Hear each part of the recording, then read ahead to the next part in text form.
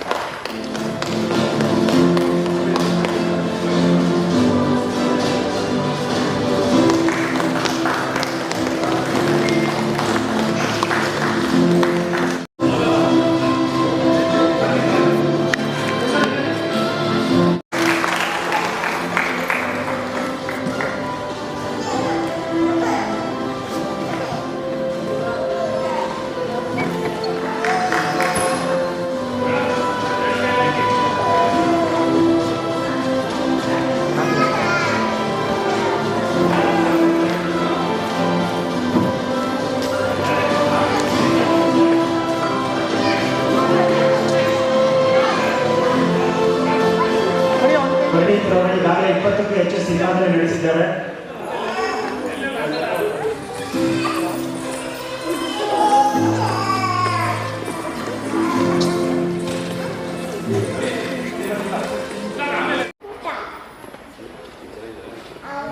ಸ್ವಲ್ಪ ಈ ಕಡೆ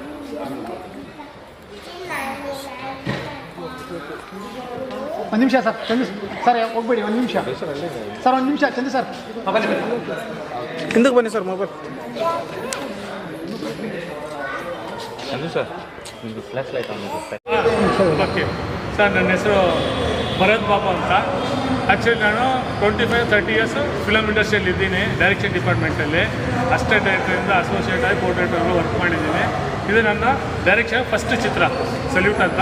ಮಕ್ಕಳ ಬಗ್ಗೆ ಒಂದು ಮೆಸೇಜ್, ಎಜುಕೇಷನು ಮತ್ತು ತಂದೆ ಮಕ್ಕಳ ಬಾಲ್ಯದ ಬಗ್ಗೆ ಒಂದು ಸಿನಿಮಾ ಮಾಡಬೇಕಂತ ಒಂದು ಆಸೆ ಇತ್ತು.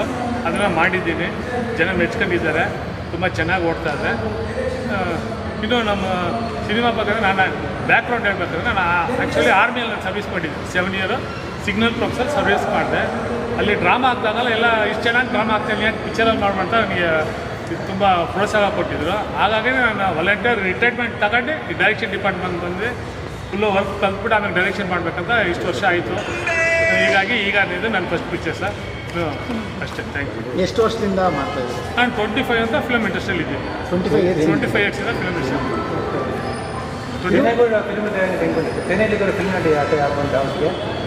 ಅದೇ ನಾನು ಅಲ್ಲಿ ಡ್ರಾಮಾ ಮಾಡಿದ್ದೆ ಆರ್ಮಿಯಲ್ಲಿ. ಅವಾಗೆಲ್ಲ ಡ್ರಾಮಾ ಇಷ್ಟು ಚೆನ್ನಾಗಿ ಮಾಡಿದೆ, ಯಾಕೆ ಪಿಕ್ಚರ್ ಮಾಡಿಬಿಡೋದು. ನನಗೂ ಸಣ್ಣ ವಯಸ್ಸಿಂದ ಪಿಕ್ಚರ್ ಲಾಸ್ಟ್ ಪೇಜ್ ಹುಡುಗರೆ ನಾವೆಲ್ಲ ಕಟ್ಟೋದ್ರೆ ಸಿನಿಮಾನೇ ನೋಡ್ತಾ ಇದ್ದ. ಅವಾಗ ನನಗೆ ತುಂಬ ಇಂಟ್ರೆಸ್ಟ್ ಆಗಿ ಬಂದು ಫಸ್ಟ್ ನಾನೊಂದು ಫಿಲಮ್ ಪ್ರೊಡ್ಯೂಸ್ ಮಾಡಿದೆ. ಆ್ಯಕ್ಚುಲಿ ನಾನು ಆ ಪಿಕ್ಚರ್ ಸೀರಿಯಲ್ ರಮೇಶ್ ಭಟ್ಟಲ್ಲಿ ಆ್ಯಕ್ಟಿಂಗ್ ಮಾಡಿದ್ರು, ನಾವೆಲ್ಲರೂ ಒಂದೇ ಅಂತ ದೂರದರ್ಶನ್ ಕೊಟ್ಟಿದ್ದ. ಆಗ ಅದ್ರಲ್ಲಿ ನನಗೆ ತುಂಬ ಲಾಸ್ ಆಯಿತು, ತುಂಬ ಚೀಟ್ ಮಾಡಿದ್ರು. ಆಮೇಲೆ ನಾವೇ ಡೈರೆಕ್ಷನ್ ಕಲ್ತು ಮಾಡಬೇಕಂದ್ರೆ ಚೆನ್ನೈ ಅಣ್ಣಾ ಫಿಲಮ್ ಇನ್ಸ್ಟಿಟ್ಯೂಟ್ ಅಂತ ಇದೆ, ಅಲ್ಲಿ ಹೋಗಿ ಡೈರೆಕ್ಷನ್ ಕೋರ್ಸ್ DFT ಮಾಡಿ ಬಂದು ಚೆನ್ನೈಯಲ್ಲಿ ಬಂದು ಇಲ್ಲಿ ಬಂದು ನಮ್ಮ ಡೈರೆಕ್ಟ್ರು ಮಂಡ್ಯ ನಾಗರಾಜು, ಆಲ್ಕೆರೆ ನಾಗಣ್ಣ, ಇನ್ನು ಭರತನು, ಸುಮಾರು ಈರಪ್ಪ, ನಮ್ಮ ಮಂಗೈ ಹರಿರಾಜ್ ಅಂತ ತಮಿಳ್ ಡೈರೆಕ್ಟ್ರು, ತೆಲುಗು ಡೈರೆಕ್ಟ್ರು ಬಾಬ್ಜಿ ಅಂತ, ಇವ್ರ ಜೊತೆ ತೆಲುಗು ತಮಿಳು ಕನ್ನಡದೆಲ್ಲ ವರ್ಕ್ ಮಾಡಿದೆ, ಎಕ್ಸ್ಪೀರಿಯನ್ಸ್ ಆಯಿತು. ಆಮೇಲೆ ಇನ್ನೊಂದು ನನಗೇನೆಂದರೆ ಪ್ರೊಡ್ಯೂಸ್ನ ಉಳಿಸ್ಬೇಕು. ಯಾಕಂದ್ರೆ ನಾನೇ ಪ್ರೊಡ್ಯೂಸ್ ತುಂಬ ಲಾಸ್ ಮಾಡ್ಕೊಂಡು ತುಂಬ ಕಷ್ಟಪಟ್ಟಿದ್ದೀನಿ. ಬೇರೆ ಲಾಸ್ ಮಾಡ್ಕೊಬೇಡ್ರಿ ಅಂತೇಳಿ ಎಷ್ಟು ನಮ್ಮ ಬಡ್ಜೆಟಲ್ಲಿ ಮಾಡ್ಬೋದು, ಒಂದು ಕೋರ್ಸ್ ಬೇಕಂತೇಳಿ ನನ್ನ ಬಡ್ಜೆಟಲ್ಲಿ ಅದಕ್ಕೆ ನಾನೇ ಪ್ರೊಡ್ಯೂಸ್ ಮಾಡಿ ನಾನೇ ನಡೆಸಿ ಅದಕ್ಕೆ ಗೆದ್ದಿದ್ದೀನಿ. ದುಡ್ಡು ಲಾಸ್ ಆಗೋಲ್ಲ, ಜನರು ನೋಡ್ತಾ ಇದ್ದಾರೆ. ಹಾಗಾಗಿ ದಯವಿಟ್ಟು ನೀವು ಪಿಕ್ಚರ್ ಮಾಡಬೇಕಾದ್ರೆ ಡೈರೆಕ್ಟ್ ಹೇಳ್ತಿದ್ದೀನಿ ನಾನು, ನೀವು ಫುಲ್ಲು ತಿಳ್ಕೊಂಡು ಬನ್ನಿ ಕೆಲಸನ. ಏನೋ 3 ಪಿಕ್ಚರ್ ಅಷ್ಟೇಟ್ ಮಾಡ್ತಾ ನಾನು ಡೈರೆಕ್ಷನ್ ಪ್ರೊಡ್ಯೂಸರ್ ಕ್ಲಾಸ್ ಮಾಡ್ತಾಯಿದ್ದೀನಿ. ದಯವಿಟ್ಟು ಎಲ್ಲ ಕೆಲಸ ಕಲಿತ್ರೆ ನಿಮ್ಗೆ ಎಲ್ಲಿ ಉಳಿಸ್ಬೇಕು ನಿಮ್ಗೆ ಐಡಿಯಾ ಬರುತ್ತೆ. ಹಾಗಾಗಿ ನೀವು ಎಡಿಟಿಂಗ್ ನಾಲೆಜ್ ಬೇಕು, ಮ್ಯೂಸಿಕ್ ನಾಲೆಜ್ ಬೇಕು, ಪ್ರತಿಯೊಂದು ನಾಲೆಜ್ ಇತ್ತಂದರೆ ನಿಮಗೆ ಅನುಕೂಲ ಆಗುತ್ತೆ. ಇಲ್ಲ ನಿಮ್ಗೆ ತೊಂದರೆ ಆಗುತ್ತೆ, ಎಲ್ಲ ನಿಮಗೆ ಅವ್ರು ಹೇಳ್ದೆ ನೀವು ಕೇಳೋಕ್ಕೆ ಶುರು ಮಾಡ್ತೀವಿ. ಅಲ್ಲಿ ನೀವೆಲ್ಲ ಡೈರೆಕ್ಟ್ರ್ ಆ ಥರ ಆಗ್ಬಿಡುತ್ತೆ. ಅದಕ್ಕೆ ಡೈರೆಕ್ಟ್ರೆ ಅದಕ್ಕೆ ಕ್ಯಾಪ್ಟನ್ ಅಂದರೆ ಶಿಪ್ ಅಂತ ಯಾಕೆ ಹೇಳ್ತಾರೆ ಅಂದರೆ, ಡೈರೆಕ್ಟ್ರ್ ಮಾತ್ರ ಹೇಳ್ತಾರೆ, ಬೇರೆ ಯಾರು ಹೇಳಲ್ಲ. ಅವ್ರು ಇಷ್ಟು ಡ್ಯಾನ್ಸು ಕೊರಿಯೋಗ್ರಫಿ ಎಲ್ಲ ಇರುತ್ತೆ, ಅವ್ರನ್ನೆಲ್ಲ ಫುಲ್ ಮೇಂಟೈನ್ ನಮ್ಗೆ ಗೊತ್ತಿರಬೇಕು. ಸಾಂಗ್ ಮ್ಯೂಸಿಕ್ ಹೆಂಗೆ ಸಾಂಗ್ ತೆಗಿಬೇಕು ಇದೆಲ್ಲ ಗೊತ್ತಿದ್ರೆ ಮಾತ್ರ ಒಂದು ಪಿಕ್ಚರ್ ಚೆನ್ನಾಗಿ ಮೂಡ್ ಬರುತ್ತೆ. ಇದರಲ್ಲಿ 2 ಸಾಂಗ್ ಇದೆ, ಒಂದು ತಂದೆ ಬಗ್ಗೆ ಇದೆ, ಇನ್ನೊಂದು ಹುಡುಗ ಮಕ್ಕಳು ಲಾಸ್ಟ್ ಪೇಜ್ ಏನು ಖುಷಿಯಾಗಿರ್ತಾರೆ ಅಂತ ಆ ಥರ ಸಾಂಗು ಎಲ್ಲ ತುಂಬ ಚೆನ್ನಾಗಿ ತುಂಬ ಮೆಚ್ಕೊಂಡಿದ್ದಾರೆ. ಸಾಂಗಿಂದಲೇ ಜನ ಹುಡುಗರು ಬರ್ತಾ ಇದ್ದಾರೆ ನಮ್ಮ ಪಿಕ್ಚರ್ಗೆ. ಹಾಗಾಗಿ ಸರ್ ಈ ಕತೆ ನಿಮ್ಮದೇನಾ ಅಥವಾ? ಹಾಂ, ಅದೇ ಈ ಕತೆ ಬಂದು ನಮ್ಮದೇ ಅಂತ ಓನ್ ಕತೆ ಅದಲ್ಲ, ಇದು ನನ್ನ ಸ್ಟೋರಿ ಇದೆ. ನಾನು ಚಿಕ್ಕ ವಯಸ್ಸು ಏನು ತಲಾಟ ಮಾಡಿದ್ದೆ, ಏನು ಕಟ್ಟು ಹೊಡೆದ್ಬಿಡಿದೆ, ನಮ್ಮ ತಂದೆ ಹೊಡೆದ್ರೆ ಮನೆ ಬಿಟ್ಟು ಹೊಡೋಗಿದೆ. ಅದನ್ನೇ ಪಿಕ್ಚರ್ ಆಗ್ತಾಯಿದ್ದೀನಿ. ಮನೆ ಬಿಟ್ಟು ಹೊಡಿ ಎಷ್ಟು ಕಷ್ಟ ಆಗುತ್ತೆ, ಎಜುಕೇಷನ್ ಎಷ್ಟು ಇಂಪಾರ್ಟೆಂಟು, ತಂದೆ ನಮಗೋಸ್ಕರ ಎಷ್ಟು ಕಷ್ಟಪಡ್ತಾರೆ ನನಗೆ ಅರಿವು ಆಯಿತು. ಆಮೇಲೆ ಮತ್ತೆ ಬಂದೆ, ಎಜುಕೇಷನ್ ಮಾಡಿದೆ, ಸೆಕೆಂಡ್ PU ವರೆಗೂ ಓದಿದೆ, ಆಮೇಲೆ ಆರ್ಮಿಗೆ ಜಾಯ್ನ್ ಮಾಡಿದೆ. ಇವಾಗ ನನ್ನ ತಂದೆಗೆ ಪ್ರೀತಿ ಮಾಡಬೇಕಂತ ಆಸೆ ಇದೆ. ನನ್ನ ತಂದೆ ಆದಮೇಲೆ ನನ್ನ ತಂದೆ ಪ್ರೀತಿ ಅನ್ನೋದು ಅರ್ಥ ಆಯಿತು. ಅದ್ರ ಮುಂಚೆ ಯಾಕೆ ಇದಪ್ಪ ಹೊಡಿತಾರೆ, ನಾನು ತಪ್ಪು ಮಾಡಿದ್ದೀನಿ, ಆದರೆ ಇವ್ರು ಯಾಕೆ ನಮ್ಗೆ ಹಿಂಗೆ ಹೊಡಿತಾ ಇದ್ದಾರೆ ನನಗೆ ನಮ್ಗೆ ಸಿಟ್ಟಿತ್ತು. ನಾನು ತಂದೆ ಆಗಿ ನನ್ನ ಮಕ್ಕಳನ್ನ ಬೆಳೆಸಿದಾಗ ನನಗೆ ನಮ್ಮ ತಂದೆ ಕಷ್ಟ, ಅವ್ರಿಗೆ ನನಗೋಸ್ಕರ ಎಷ್ಟು ಶ್ರಮ ಪಟ್ಟಿರೋ ಗೊತ್ತಾಯಿತು. ಇದನ್ನು ಒಂದು ಪಿಕ್ಚರ್ ಮಾಡಬೇಕಂತೇಳಿ ನನ್ನ ಸ್ಟೋರಿನ ನಾನು ಪಿಕ್ಚರ್ ಮಾಡಿದ್ದೆ. ಸರ್, ತಂದೆ ಮಗನ ಕತೆ ಅಂತಿದ್ದೀರಾ, ಚಿತ್ರದ ಹೆಸರು ಬಂದು ಸಲ್ಯೂಟ್ ಅಂತೀವಿ. ಅದಕ್ಕೂ ಏನು ಸರ್? ಅದಕ್ಕೇನು ಸಮ ಅಂತ ಹೇಳಿದ್ರೆ, ಇಲ್ಲಿ ಈ ಪ್ರಪಂಚದ ಹುಟ್ಟೋ ಪ್ರತಿಯೊಂದು ಮಕ್ಕಳು ಒಳ್ಳೆಯವರಾಗೆ ಹುಡ್ತಾರೆ. ಮುಂದೆ ಅವರು ಒಳ್ಳೆಯವರಾಗೋದು ಕೆಟ್ಟದಾಗೋದು ಅವರ ತಂದೆ ತಾಯಿ ಈ ಸಮಾಜ ಅವ್ರ ಜೊತೆ ಹೇಗೆ ಇದು ಆಗುತ್ತೆ ಅದ್ರ ಮೇಲೆ ಡಿಪೆಂಡ್ ಆಗುತ್ತೆ. ಇದರಲ್ಲಿ ಮುಖ್ಯವಾಗಿ ತಂದೆ ಪಾತ್ರ ತುಂಬ ಇಂಪಾರ್ಟೆಂಟು.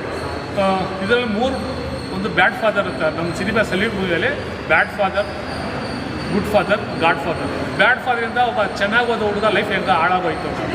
ಇನ್ನೊಂದು ಗುಡ್ ಫಾದರು ಮಗನ ಕೆಟ್ಟ ದಾರಿ ಮಗನ ಹೆಂಗೆ ತಿದ್ದಿ ಒಳ್ಳೆ ದಾರಿಗೆ ತರ್ತಾರೆ ಅನ್ನೋದು ಅವ್ರು ಗುಡ್ ಫಾದರ್ ಹೇಳ್ತಾರೆ. ಗಾಡ್ ಫಾದರ್ ಅಂದರೆ ಅವ್ರದ್ದೇ ಮಗ ಇರಲ್ಲ, ಅವ್ರು ಬೇರೆಯವ್ರ ಮಗನ ತನ್ನ ಮಗನಾಗಿ ಸಾಕಿ ಅವ್ನು ಒಳ್ಳೆ ಆಫೀಸರ್ ಆಗಬೇಕು ಬರೀಬೇಕಂತ ಅವ್ರಿಗೆ ಮಾಡಿದ್ರೆ ಸಮಾಜಕ್ಕೋಸ್ಕರ ಸೇವೆ ಮಾಡಿದ್ರೆ ಅಂಥವ್ರು ಗಾಡ್ ಫಾದರ್ ಅಂತೇಳಿ ಈ ಥರ 3 ತಂದೆ ಮಕ್ಕಳ ಬಾಧ್ಯ ಇದೆ. 3 ತೋರಿಸ್ತೀವಿ, bad father, good father, god father ಅಂತ 3 ಫಾದರ್ ಕ್ಯಾರೆಕ್ಟರ್ ಇದೆ. ಅದರಲ್ಲಿ ತಂದೆ ಜೀವಂತ ಆಗಿರುವಾಗಲೇ ಅವ್ರಿಗೆ ಪ್ರೀತಿ ಮಾಡಿ ಸತ್ತ ಮೇಲೆ ನೀವು ಎಷ್ಟೇ ಹತ್ರನೂ ಹೋಗೋರು ಮತ್ತೆ ಬರಲ್ಲ ಅನ್ನೋದು ಕಾನ್ಸೆಪ್ಟ್ ಇದೆ. ಇನ್ನು ಎಜುಕೇಷನ್ ಇಂಪಾರ್ಟೆಂಟ್. ಸರ್, ಈ ಸಿನಿಮಾದಲ್ಲಿ ಯಾವ ಕಲಾವಿದರು ಮಾಡ್ತಾರೆ? ಈ ಸಿನಿಮಾದಲ್ಲಿ ನಮ್ಮ ಶಿವಕಾರ್ತಿಕ್ ಅಂತ ಇವರು ಆಲ್ರೆಡಿ ಮಾಡಿದ್ದಾರೆ. ಕಾರ್ತಿಕ್ ಕಲ್ಕಳ್ ಅಂತ, ನಮ್ಮ ಪರ್ನೀತ್ ಅಂತ ಮೇನ್ ಹುಡುಗನ ಕ್ಯಾರೆಕ್ಟರ್, ತಂದೆ ಕ್ಯಾರೆಕ್ಟರ್ ಹುಡುಗನ ಕ್ಯಾರೆಕ್ಟರ್ ಮಾಡಿದ್ದಾರೆ. ಇವರು ತಂದೆ ಕ್ಯಾರೆಕ್ಟ್ರು. ನನಗೆ ಗಾಡ್ ಫಾದರ್ ಕ್ಯಾರೆಕ್ಟರ್ ಇವ್ರು ಮಾಡಿದ್ದಾರೆ. ಇವರು ನನ್ನ ಮಗನ ಕ್ಯಾರೆಕ್ಟ್ರು, ನಾನು ಗುಡ್ ಫಾದರ್ ಅಂತ. ಇನ್ನೊಬ್ಬರು ಮಂಜು, ಇನ್ನೊಬ್ಬರು ಇವ್ರ ಫ್ರೆಂಡ್ ಅವರು, ಇನ್ನೊಬ್ಬರು ಗಾಡ್ ಫಾದರ್ ಅಂತ ಒಬ್ಬರು ಇದ್ದಾರೆ, ಅವ್ರ ಕ್ಯಾರೆಕ್ಟರ್ ಮಾಡಿದ್ದಾರೆ. ಹುಡುಗರು ಇನ್ನೂ 3 ಜನ ಸ್ಕೂಲ್ ಹೋಗ್ಬಿಟ್ಟಾರ, ರಜೆ ಕೊಟ್ಟಿಲ್ವಂತೆ, ಆಗ ಅವ್ರು ಬಂದಿಲ್ಲ. ಹುಡುಗಿ ಹುಡುಗನ ಫ್ರೆಂಡ್ ಕ್ಯಾರೆಕ್ಟರ್ ಮಾಡಿದ್ದಾಳೆ, ಕ್ಲಾಸ್ಮೇಟ್ ಅವರು ಫ್ರೆಂಡ್ ಕ್ಯಾರೆಕ್ಟರ್ ಮಾಡಿದ್ದಾರೆ. ಆಮೇಲೆ ಗೀತಾದ ತಾಯಿ ಪಾತ್ರ, ಮಗನಿಗೋಸ್ಕರ ಹೆಂಗೆ ಬೆಳೆಸ್ಬೇಕು ಹೇಳಿ ಗೀತಾ ಅವರು ಹೊರಗಡೆ ಇದ್ದಾರೆ ಅಂದ್ಕೊಂಡವ್ರು ಹೀರೋಯಿನ್ ಇವರು. ಆಮೇಲೆ ಎಲ್ಲಿ ಇನ್ನೂ ಶಿಲ್ಪ ಮಾಮ ಅಲ್ಲೋ ನಿಂತ್ಕೊಂಡೇನು ಇವನ್ನೆಲ್ಲ ಕರಿಬೇಕಾ. ಇವರು ಅದೇ ಇವ್ರ ಜೋಡಿ ಪಾತ್ರ ನಾಯಕಿ ಥರ ಸೆಕೆಂಡ್ ಹೀರೋಯಿನ್ ಥರ ಮಾಡಿದ್ದಾರೆ. ನೆಕ್ಸ್ಟ್ ಸರ್, ಬ್ಯಾಡಗಿ ಥಿಯೇಟರ್ ಶೋಭಾದಲ್ಲಿ 50 ದಿನಕ್ಕೂ ಓಡ್ತಾ ಇದೆ. 50 ದಿನಕ್ಕೂ ಓಡ್ತಾ ಇದೆ. 50ನೇ ದಿನಕ್ಕೂ ಓಡ್ತಾ ಇದೆ. ಇಂಥ ಸಮಯದಲ್ಲಿ ಇಂಥ ಸಿನಿಮಾ ಈಗ ಯಾವುದೋ ಥಿಯೇಟ್ರದಲ್ಲಿ ಕಲೆಕ್ಷನ್ಗಳು ಇಲ್ಲ. ಅಂಥ ಟೈಮಲ್ಲಿ ನಮ್ಮ ಹುಡುಗರೆಲ್ಲ ಬಂದು ಬ್ಯಾಡಗಿ ಥಿಯೇಟರ್ ಶೋಭಾ ಥಿಯೇಟರ್ದಲ್ಲಿ ನೋಡ್ತಾ ಇದ್ದಾರೆ ಅಂದರೆ ಇದು ಭಾರಿ ಖುಷಿ ಆಗ್ತಾ ಇದೆ. ಇದೇ ಥರ ಜನ ಎಲ್ಲ ಬಂದು ಥಿಯೇಟ್ರದಲ್ಲಿ ಸಿನಿಮಾ ನೋಡಿದ್ರೆ ಇನ್ನೂ ಒಳ್ಳೇದಾಗುತ್ತೆ ಅಂತ ನಾವು.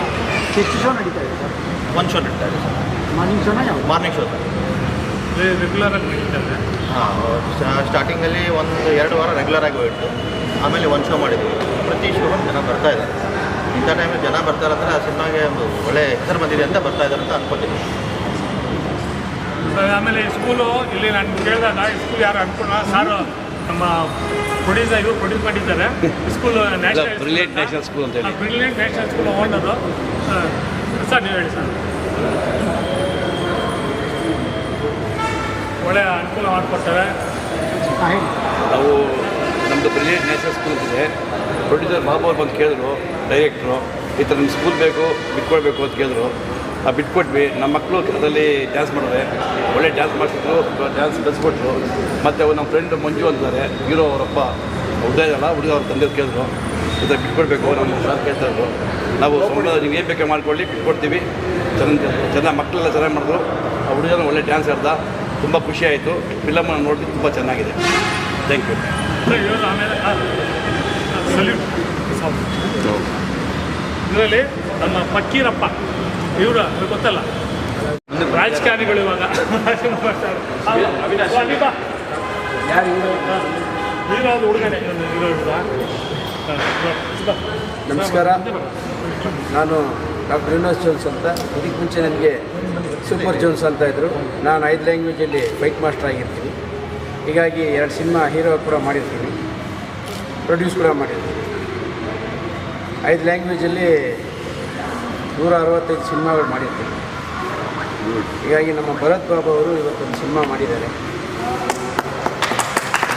ಮಕ್ಕಳು ನನಗೆ ಯಾವಾಗ ಕರೆಯೋರು ಪಿಕ್ಚರ್ ಫೈಟ್ ಮಾಡಿಕೊಡಿ ಬನ್ನಿ ಆರ್ಟಿಸ್ಟ್ ಆಗಿ ಮಾಡಿ ಅಂತ.